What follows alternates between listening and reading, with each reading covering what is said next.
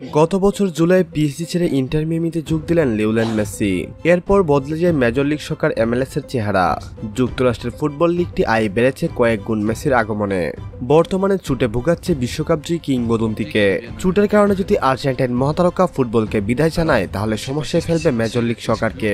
এমনটাই মনে করতেন সাবেক তারকা ফুটবলার জেনেদিন জিদান। সম্প্রতি একটি সংবাদ মাধ্যমে আলাপকালে এমন মন্তব্য করেছেন জিদান। তিনি বলছেন মেসি তার বুট তুলে রাখলে MLS সমস্যায় পড়বে। এখানে মেসির প্রতি প্রত্যাশা কেবল মাঠেই নয়, মাঠের বাইরেও বড় সম্পর্ক রয়েছে। মেসি এখানে আসার পর স্বল্প সময়ে MLS এ অনেক উপার্জন করেছে। আপনি যদি টিভি সতত্ব এবং স্পন্সরশিপের দিকে তাকান, এটি আকাশচুম্বী হয়েছে। সবকিছু ঠিক সেভাবেই চলছে যেভাবে তারা পরিকল্পনা করেছিল। জেনেদিন জিদান বলছেন সমস্যা তখনই তৈরি হবে তখন মেসি তার বুট তুলে রাখবে। তখন MLS এর এই শূন্যতা পূরণ করার মতো কেউ থাকবে না। জিদান মনে করেন বয়স বাড়লেও মেসি লিগের বাকিদের চেয়েও শীর্ষে রয়েছেন। এমনকি ফুটবল জাদুঘরকে সর্বকালের সেরা মানছেন তিনি। জিদান বলছেন ৮০ বছর বয়সেও যদি তাকে মাঠে দেখেন তখনও ম্যাচ শেষে MLS এর সেরা খেলোয়াড় হতে পারেন, কারণ সে সর্বকালের সেরা। তাই সবাই তাকে দেখতে ভালোবাসে।